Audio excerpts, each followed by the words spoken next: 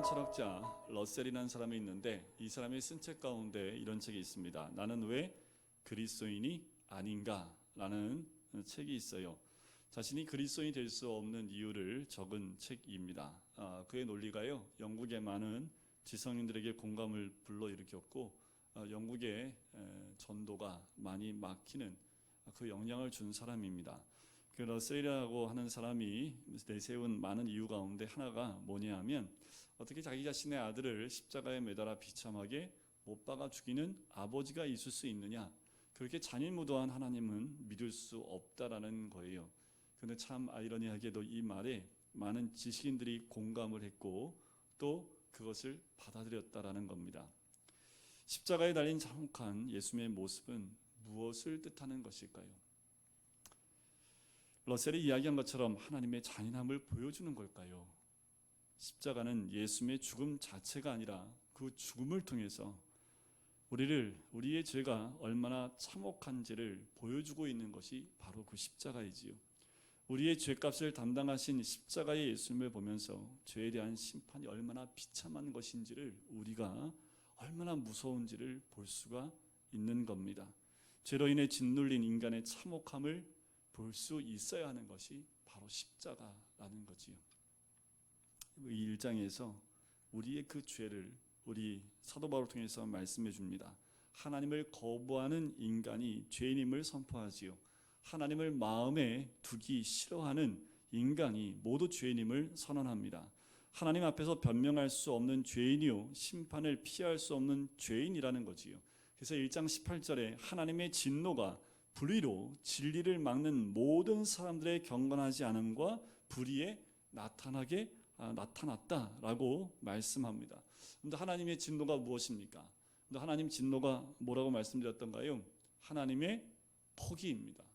하나님이 그냥 내버려 두심, 이것이 하나님의 진노요 심판이다 말씀을 드렸지요. 마음의 정욕대로 그냥 내버려 두시는 겁니다. 서로의 몸을 욕되게 하는 그 죄로 가도록 그냥 내버려 두신 거지요. 두 번째는요, 부끄러운 욕심대로 내어버려 두셔서 추악한 성적 범죄를 짓게 하십니다. 세 번째는 상실한 마음대로 내어버려 둡니다. 그 결과 21가지의 죄악의 열매들이 주렁주렁 맺히게 되지요. 이런 모든 죄들은 사형에 해당한다라고 선포를 합니다. 주님의 진노는 내버려 두심입니다. 주님의 심판은 그냥 하나님이 포기해버리고 놔버린 거예요. 여러분, 이것을 잊으시면 안 됩니다. 우리 하나님이 우리를 꼭 붙잡을 수 있도록 우리가 주님을 붙잡아야 합니다. 주님이 우리를 포기하지 않도록 늘 하나님을 우리의 마음에 두어야 합니다. 우리가 늘 주님을 묵상하고 십자가를 가까이 해야 될 이유가 여기에 있습니다. 하나님이 우리를 포기해버리면 우리는 살 수 없는 인간입니다. 하나님의 은혜가 아니면 살아갈 수 없는 거지요. 삶의 고난이 와요. 오히려 그 고난이 주님을 더 가까이 할 수 있는 것이라면 그것은 심판이 아니라 하나님의 사랑이다 라고 말할 수 있는 거지요. 너무 안타까운 건 사회가 사회적 거리두기 2단계로 모이는 것을 모이지 못하게 하지만, 어저께 저녁에도 보니까 고깃집엔 사람이 다닥다닥 붙어서 마스크 한 명도 안 하고 다 먹더라고요. 저도 먹었기 때문에 식사하는 데 가서 마스크하고 식사하는 거 아니잖아요. 다 마스크 먹고 식사도 하고 다 해요. 그런데 그게 너무 제약 없이 너무나 편하게 그 바이러스가 전혀 없는 것처럼 하는 모습이 조금은 안타깝다라는 생각이 듭니다. 여전히 팬데믹이라는 그 단어가 쓰이고 있는데 그게 뭐냐 하면 모든 곳에 바이러스가 있다라는 거예요. 사람과 사람 사이에서 전파되는 것만이 팬데믹이 아니라요, 우리가 있는 모든 장소에 다 바이러스가 있다라고 할 때 그때 팬데믹이라는 단어를 쓴다고 합니다. 그러니까 사람과 사람으로만 전파되는 것이 아닌 상태를 얘기하는 것이요. 그런데 그 상태를 그냥 내버려 두면 어떻게 될까요? 지금 사람들이 그렇게 너무나 자유롭게 바이러스가 있음에도 불구하고 제약 없이 그냥 놔버리면 어떻게 돼요? 당연히 이 바이러스가 더 창궐하게 되겠지요. 전염병이 더 창궐해지겠지요. 이게 하나님의 진노입니다. 그냥 내버려 두는 것, 하고 싶은 대로 인간이 하고 싶은 대로 그냥 놔둬버리면 다 선한 길로 가고 더 유토피아를 만들고 더 나은 사회를 만들 것 같은데 그렇지 않다라는 겁니다. 그러면 이처럼 하나님을 거부한 불신자들만이 하나님의 심판과 진노를 받을 죄인이냐라고 2장이 들어서 이 말씀을 하는 거예요. 그러면 과연 예수를 믿는 우리는 괜찮고 우리 예수 믿지 않는 밖에 있는 사람들만 죄인이냐라는 거예요. 사도 바울이 이것을 콕 짚습니다. 그렇지 않다라는 거예요. 이러한 죄를 지은 사람을 정죄하고 비판하는 사람도 똑같이 심판받아야 할 죄인임을 사도 바울이 말하고 있는 겁니다. 자, 1장까지는 우리가 어느 정도 자유할 수 있습니다. 1장까지는 불의로 하나님의 뜻을 저버리는 사람들, 하나님을 마음에 두기를 싫어하는 사람들, 어떡하려고 그래, 하나님 심판이 있는데, 이렇게 우리가 1장에선 좀 자유로울 수 있을지 모르지만 2장에 넘어가서 우리를 향해서 사도 바울이 다시 깨우는 것 같은 말씀을 합니다. 그러므로 남을 판단하는 사람아, 이 얘기로 시작을 합니다. 이 1절은 2장에서 무엇을 이야기하려고 하는지를 보여주는 열쇠가 이 1절 안에 제공되어져 있습니다. 특별히 그러므로라고 시작을 하지요. 이 단어는 뭐냐면 1장에 있었던 그 죄덩어리, 그 죄악들, 21가지의 죄, 사형에 해당하는 죄, 그러므로 판단하는 사람아, 그 죄가 연결되어져 2장으로 넘어옵니다. 이것은 사도 바울이 쓸 때에 이방인들의 죄뿐만 아니라 하나님을 믿고 있는 유대인들 너희도 마찬가지다라고 하면서 유대인의 죄를 거론하기 위해서 2장으로 들어가게 되는 거지요. 남을 판단하는 사람이라는 거지요. 이제 2장은 우리의 마음이 뜨끈뜨끈해야 됩니다. 움찔움찔하는 그 말들이 쏟아져 나오기 시작을 합니다. 1장까지는 내가 그 죄에서 자유로운지 모르겠지만 2장부터는 나를 향한 그리스도를 믿는다고, 예수를 믿는다고, 하나님을 믿는다고 하는 우리들을 향한 사도 바울의 선포이기 때문에 그렇습니다.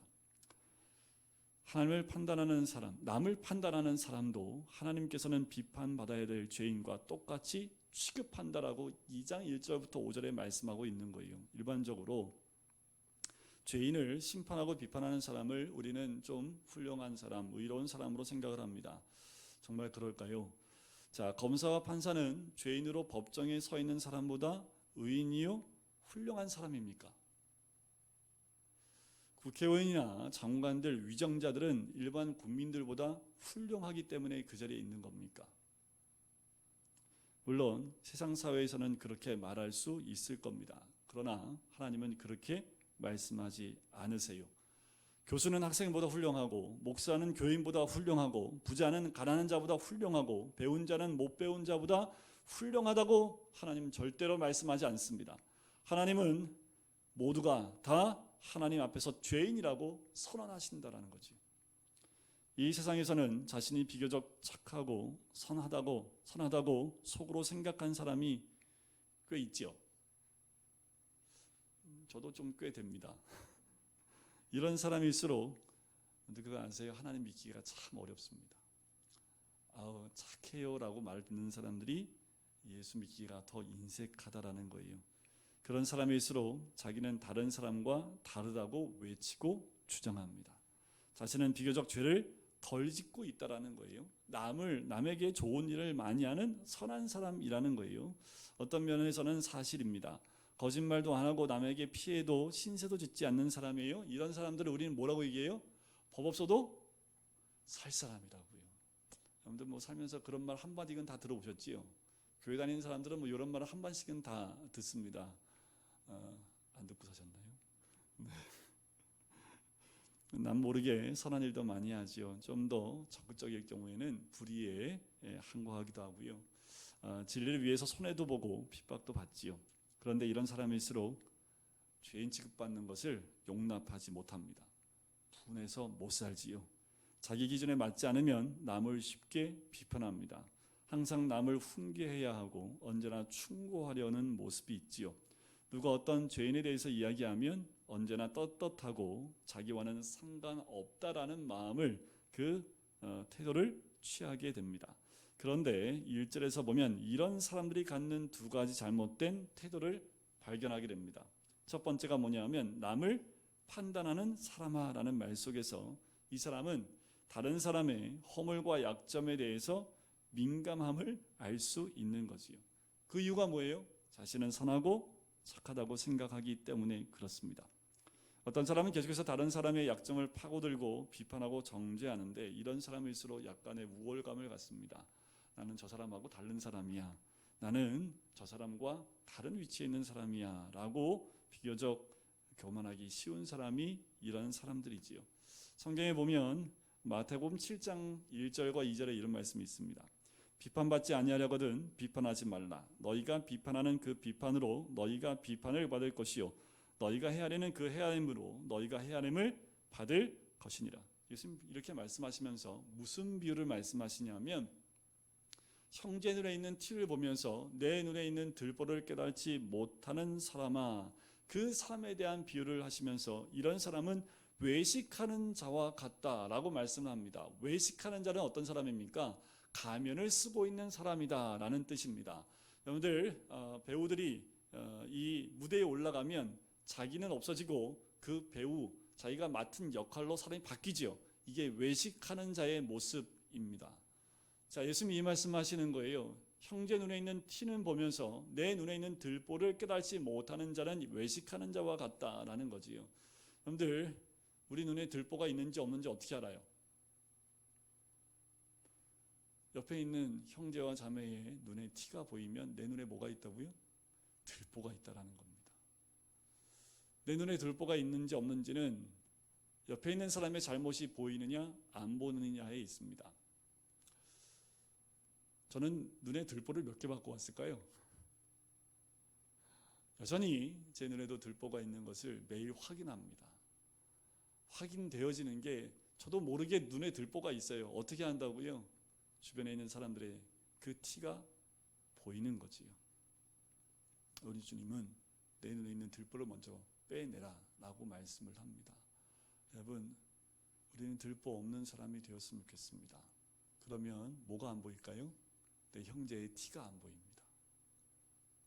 여러분, 우리가 우리 눈에 들보가 있을 때에 다른 사람의 허물이 보이는 것과도 마찬가지입니다. 두 번째는 누구든지 내가 핑계하지 못할 것은 남을 판단하는 내가 너를 정죄하매니 판단하는 내가 같은 일을 행함이라는 그 말씀 속에 있습니다.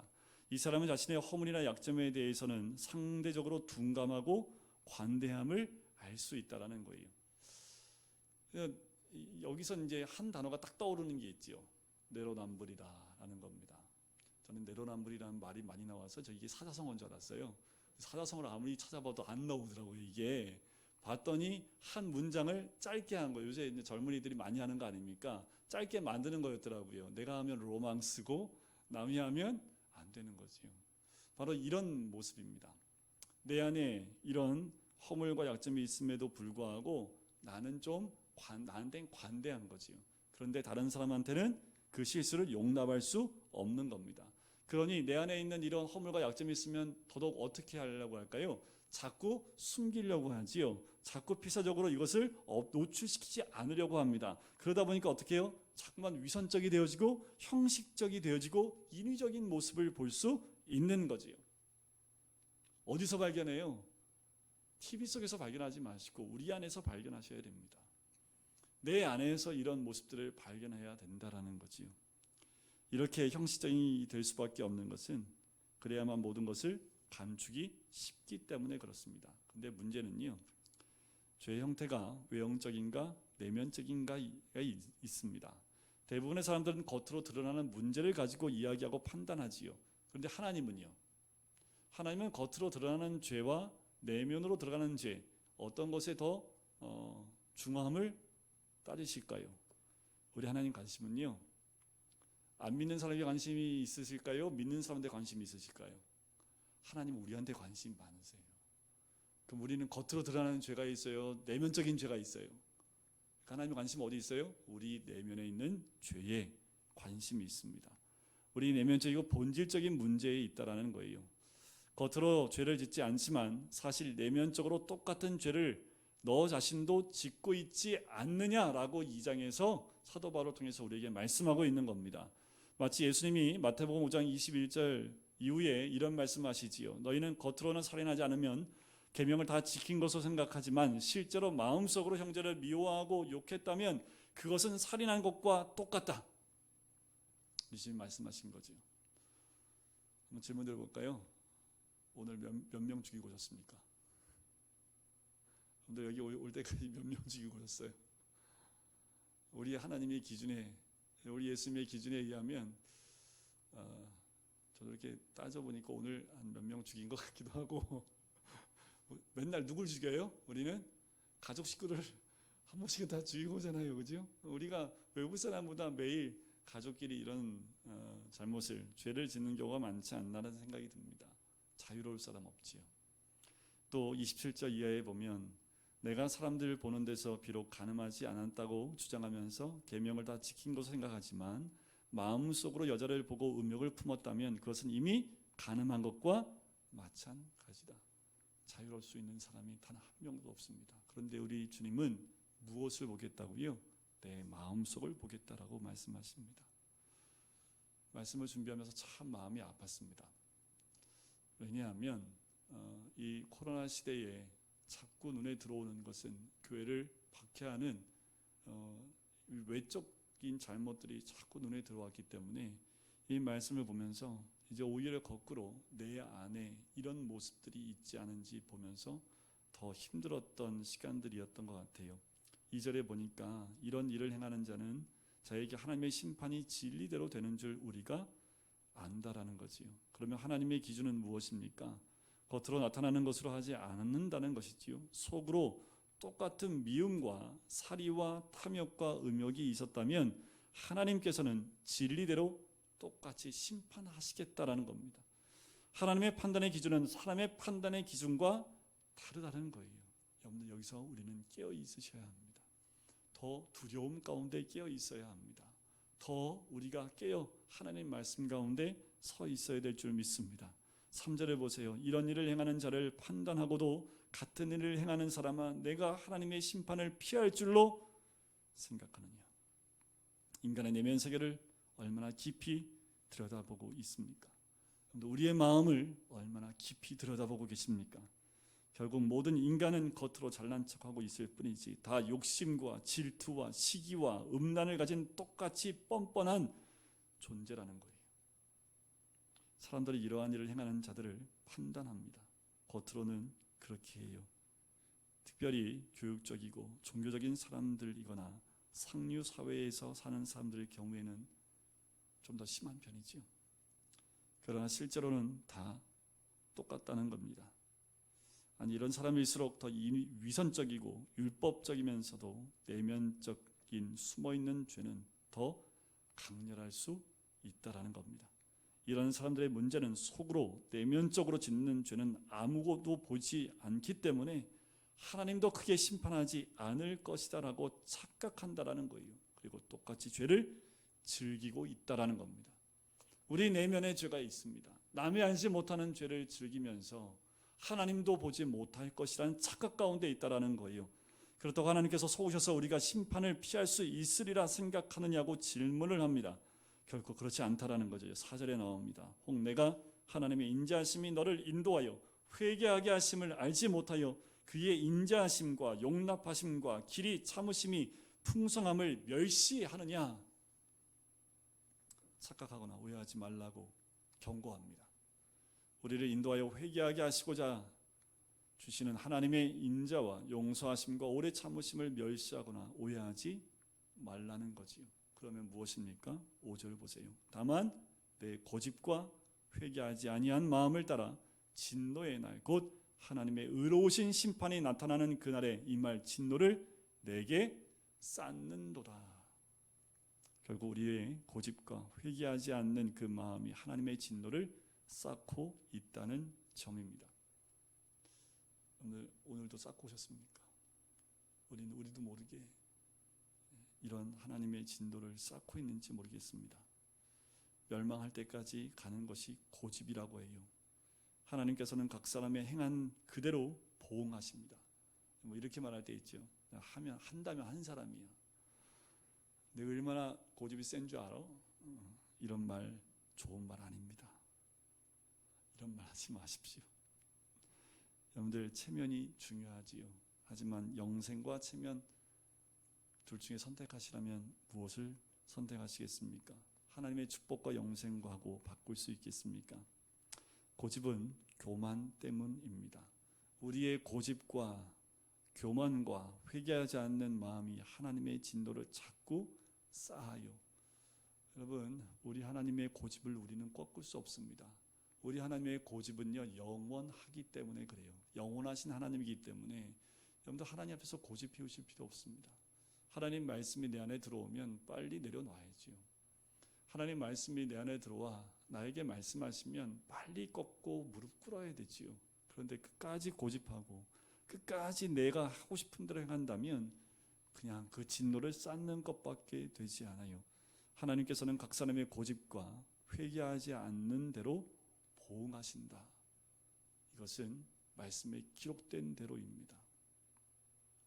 누가복음 18장에 보면 이 두 종류의 사람에 대해서 예수님이 말씀한 적이 있습니다. 제가 두 사람을 소개시켜 드릴게요. 또 자기를 의롭다고 믿고 다른 사람을 멸시하는 자들에게 이 비유로 말씀하시되 두 사람이 기도하러 성전에 올라가니 하나는 바리새인이요 하나는 세리라. 자, 바리새인을 좀 길게 얘기하는데 바리새인은 따로 서서 기도합니다. 그리고 이르되 하나님이여 나는 다른 사람들 곧 호색, 불의, 가늠하는 자들과 같지 아니함에 감사하나이다. 이 세리와도 같지 아니함을 감사하나이다. 나는 일에 2번씩 금식하고 또 소득의 11조를 드리나이다. 바리새인의 기도입니다. 세리는 멀리 서서 감히 눈을 들어 하늘을 쳐다보지도 못하고 다만 가슴을 치며 이르되 하나님이여 불쌍히 여기소서 나는 죄인이로소이다. 교회 밖이 아니라 교회 안에 있는 우리가 위기의 사람들입니다. 예수를 믿었다고 자청하기 때문에 오히려 위선자가 될 확률이 높습니다. 교회 안에 있다고 우리는 자유롭지 않아요. 교회 안에 들어와 있고 믿음 안에 들어와 있다고 이 죄에서 하나님의 심판에서 자유로울 수 없습니다. 오히려 교회 안에 있기 때문에 사기꾼이 될 확률이 더 높아요. 잘 믿는 척해야 하기 때문에 그런 모든 추악한 것이 가려집니다. 우리는 자칫하면 위기의 인간이 될 수 있어요. 하나님을 독점하고 신앙을 독점하려고 합니다. 교회를 독점한 사람들은 그렇게 하지 못하는 사람들을 쉽게 심판하고 정죄하곤 하는 거죠. 여러분, 우리는 이 죄에 노출되어져 있는 사람입니다. 너무도 쉽게 이런 위선자의 위치에 이 위기의 인간들 가운데 있을 수 있는 사람이 바로 목사인 저입니다. 그리고 교회에 앉아있는 우리들이라는 거지요. 그래서 누가복음의 비유를 말씀하신 거예요. 두 사람 중에 누가 더 의인입니까? 누가 더 진실한 사람입니까? 바리새인의 기도를 분석해 볼 필요가 있지요. 바리새인은 어디에 서 있어요? 따로 서 있습니다. 이 말씀하니까 제가 안으로 들어가고 싶어요. 사도 바울이 따로 서 있어요. 사도 바울이 이 바리새인이 따로 서 있어요. 기도할 때 따로 서서 기도하고 있다라는 거예요. 그리고 항상 자신은 특별 대우를 받아야 한다는 사람이라고 생각합니다. 바리새인이 이런 생각을 하고 있지요. 따로 구별해서 기도를 드려요. 그리고 다른 사람과 같지 않음을 감사하고 하나님께 영광을 올려드립니다. 그의 생각은 이런 거예요. 나는 다른 사람이다. 이 생각이 정말 위험할 수 있다는 겁니다. 하나님께 그것을 기억해 달라고 기도하는 거지요. 내가 기도해도 따로 하고 그들과는 질이 다르다고 생각하는 사람입니다. 자신만 항상 중요하고 자기 판단만 중요하다고 생각하는 거예요. 다른 사람의 생각은 중요하지 않습니다. 항상 자신이 결론을 내려야 합니다. 불행하지요. 나는 일주일에 2번 금식하고 소득의 11조를 냅니다. 이것이 바리새인의 기도의 전부입니다. 교회는 내가 최고야 라는 사람이 모인 곳이 아닙니다. 어떤 사람이 모인 곳이어야 됩니까? 세리와 같은 사람이 모인 교회가 되어야 되겠지요.